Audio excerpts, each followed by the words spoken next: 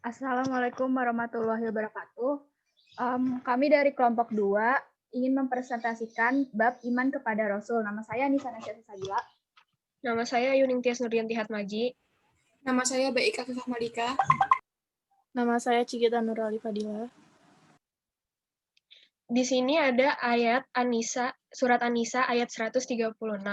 Bismillahirrahmanirrahim. Ya ayyuhallazina amanu aminu billahi wa rasulihi wal kitabil lazi nazzala alaya rasuliha wal kitabil lazi anzala min qabl. Waman yakfur billahi wa malakatihi wa kutubihi wa rusulihi wal yaumil akhiri faqad zolalam ba'ida. Wahai orang-orang yang beriman, tetaplah beriman kepada Allah dan Rasul-Nya Muhammad dan kepada kitab yang diturunkannya. Barang siapa ingkar kepada Allah, malaikat-malaikatnya, kitab-kitabnya, Rasul-Nya, maka sesungguhnya orang itu telah tersesat sangat jauh. Kandungan surat An-Nisa ayat 136 dibagi menjadi 2 bagian, yaitu berupa perintah dan larangan. Bagian pertama yaitu berupa perintah. Yang pertama, tetaplah istiqomah untuk beriman kepada Allah Subhanahu wa Ta'ala. Kedua, tetaplah beriman atas kenabian atau kerasulan Nabi Muhammad SAW. Yang ketiga, tetaplah beriman kepada kitab Al-Quran. Bagian kedua yaitu berupa larangan. Yang pertama adalah dilarang mengkufuri kepada Allah Subhanahu wa Ta'ala. Yang kedua, dilarang mengkufuri akan adanya malaikat-malaikat Allah. Yang ketiga, dilarang mengkufuri kitab. Keempat, dilarang mengkufuri para utusan Allah, para rasul. Yang kelima, dilarang mengkufuri akan datangnya hari pembalasan. Kemudian barang siapa yang akan mengingkari atas apa yang Allah Subhanahu wa Ta'ala telah dituliskan dalam surat An-Nisa ayat 136, maka sesungguhnya orang itu telah sesat dengan kesesatan yang sejauh-jauhnya. Pengertian iman kepada Nabi dan Rasul. Iman kepada Nabi dan Rasul berarti meyakini sepenuh hati bahwa Rasul dan Nabi Allah itu benar-benar utusan Allah Subhanahu wa Ta'ala yang ditugaskan untuk membimbing umatnya ke jalan yang benar agar selamat di dunia dan akhirat. Mengimani Rasul dan Nabi Allah SAW merupakan kewajiban hakiki bagi seorang Muslim karena merupakan bagian dari rukun iman yang tidak dapat ditinggalkan. Sebagai perwujudan iman tersebut, kita wajib menerima ajaran yang dibawa Rasul dan Nabi Allah SWT. Nabi adalah manusia pilihan yang diberi wahyu oleh Allah untuk dirinya sendiri dan tidak mempunyai kewajiban untuk menyampaikan pada umatnya. Ada pula Nabi yang menerima suhuf. Yang pertama itu ada Nabi Adam alaihi salam menerima 10 suhuf, Nabi Syis alaihi salam menerima 50 suhuf, Nabi Idris alaihi salam menerima 30 suhuf, Nabi Ibrahim alaihi salam menerima 30 suhuf, Nabi Musa alaihi salam menerima 10 suhuf. Rasul adalah manusia pilihan Allah Subhanahu wa Ta'ala yang diangkat sebagai utusan untuk menyampaikan firman-firman-Nya kepada umat manusia agar dijadikan pedoman hidup. Rasul yang mendapatkan kitab suci dari Allah, yang pertama itu ada kitab Taurat, Nabi Musa alaihi salam. Yang kedua kitab Zabur, Nabi Daud alaihi salam. Yang ketiga kitab Injil, Nabi Isa alaihi salam. Yang keempat itu Al-Quran, Nabi Muhammad SAW.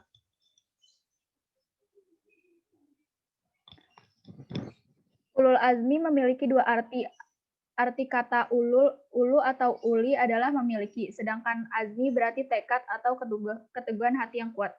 Oleh karena itu, ulul azmi diartikan sebagai seorang yang memiliki ketabahan, kesabaran, keuletan yang luar biasa dalam menjalankan tugas sucinya sebagai Rasul, walaupun menghadapi berbagai rintangan. Nama-nama Rasul yang mendapatkan gelar ulul azmi beserta peristiwanya. Yang pertama, Nabi Nuh alaihi salam. Nabi Nuh beserta umatnya selamat dari banjir bandang. Yang kedua, Nabi Ibrahim alaihissalam selamat dari panas api yang membakar dirinya. Yang ketiga, Nabi Musa alaihissalam membelah lautan dan tongkat dapat berubah menjadi seekor ular. Yang keempat, Nabi Isa dapat menyembuhkan penyakit yang sulit disembuhkan dan menghidupkan orang yang meninggal. Yang kelima, Nabi Muhammad alaihissalam itu bisa membelah bulan dan mengeluarkan air dari sela-sela jari tangannya.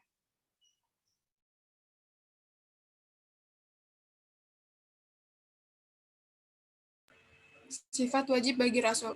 Sifat wajib artinya sifat yang pasti ada pada Rasul. Tidak bisa disebut seorang Rasul jika tidak memiliki sifat-sifat ini. Sifat wajib ini ada 4, yaitu seperti berikut. 1. Asidik, artinya benar atau jujur. Segala perbuatan dan perkataan Nabi dan Rasul adalah benar. Seorang Nabi dan Rasul mustahil membohong, karena setiap perkataan dan perbuatan mereka senantiasa dijaga oleh Allah Subhanahu wa Ta'ala. Nabi dan Rasul bersifat benar baik dalam ucapan maupun tingkah laku perbuatannya. Seperti dalam Quran surat Maryam ayat 41 yang berbunyi wa uzkur fil kitabi Ibrahim innahu kana siddiqon nabiyya. Artinya, dan ceritakanlah Muhammad kisah Ibrahim di dalam kitab Al-Quran. Sesungguhnya dia adalah seseorang yang sangat membenarkan seorang nabi. 2. Al-amanah, yaitu artinya dipercaya. Al-amanah berarti dapat dipercaya. Nabi dan Rasul merupakan umat yang utusan Allah Subhanahu wa Ta'ala yang diberikan amanah untuk menerima dan menyampaikan wahyu Allah. Hal tersebut terdapat dalam surah Quran surat Asy-Syu'ara ayat 106 sampai 107. Izqala lahum akhuhum nuhu ala tattaqun inni lakum rasulun amin. Artinya, ketika saudara mereka, Nuh berkata kepada mereka, mengapa kamu tidak bertakwa? Sesungguhnya aku ini seorang rasul, kepercayaan yang diutus kepadamu. 3. At-tabligh, artinya menyampaikan wahyu. At-tabligh berarti menyampaikan wahyu kepada umatnya. Rasul selalu menyampaikan wahyu kepada umatnya. Tidak satupun ayat yang disembunyikan oleh Rasul kepada umatnya. Di sebuah riwayat diceritakan bahwa Ali bin Abi Thalib ditanya tentang apa ada wahyu yang tidak ada atau terdapat dalam Al-Quran. Beliau pun menegaskan bahwa demi zat yang membelah biji dan melepas napas, tiada yang disembunyikan kecuali pemahaman seseorang terhadap Al-Quran. Penjelasan ini terkait dengan Quran surat Al-Maidah ayat 67. Berikut ini. Ya ayyuhar rasulu balligh ma unzila ilaika mir rabbik wa illam taf'al fama ballagta risalatahu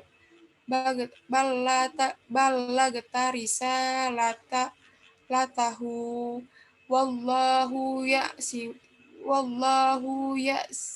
ya'simuka minan nas innallaha la yahdil qaumal kafirin.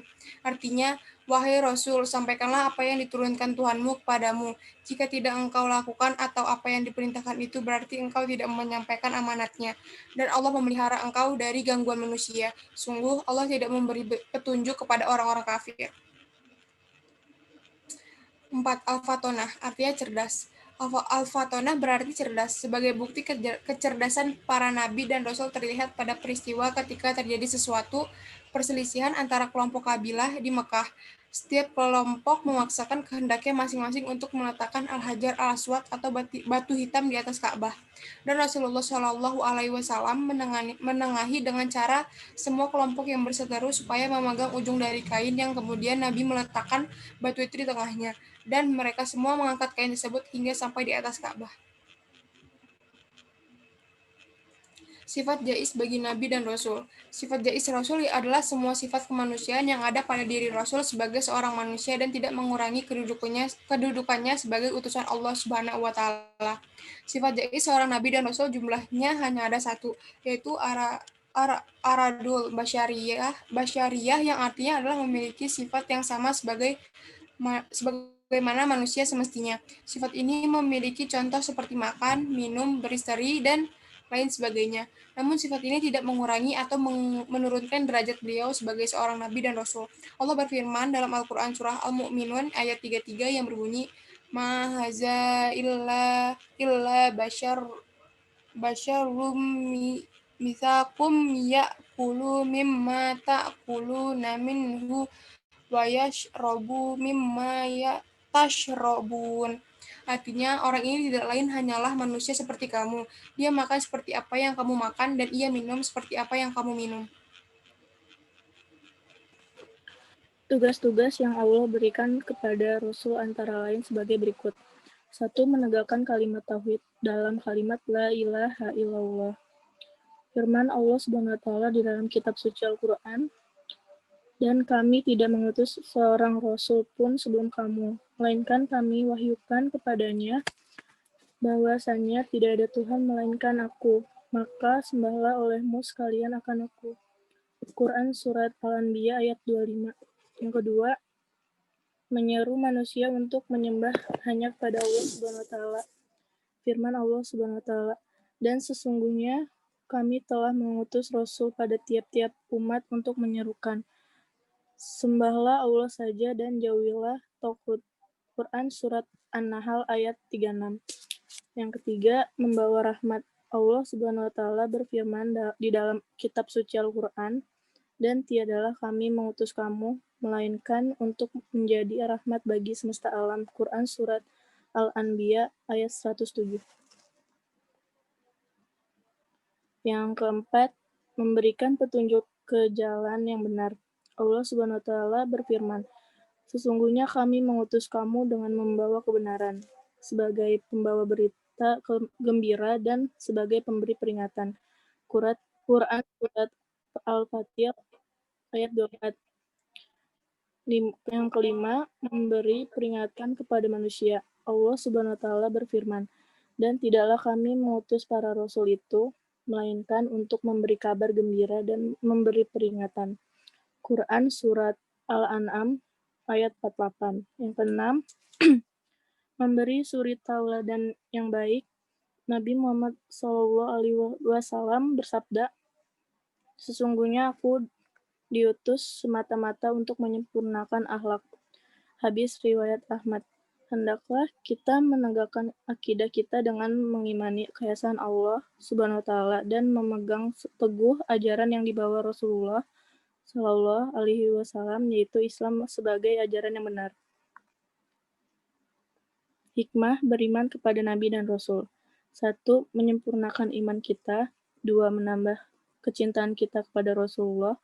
3. Menjadikan Rasulullah sebagai suri tauladan. 4. Mencontoh sifat-sifat Rasulullah. 5. Mendorong dirinya untuk melakukan kebaikan-kebaikan. 6. Cinta terhadap apa yang dibawanya kemudian diamalkan. 7. Menegakkan agama Allah Ta'ala dengan syariat yang diajarkannya. 8. Menyadari bahwa hakikat dirinya adalah makhluk ciptaan Allah. Sekian dari kelompok kami. Kurang lebihnya mohon maaf. Wassalamualaikum warahmatullahi wabarakatuh.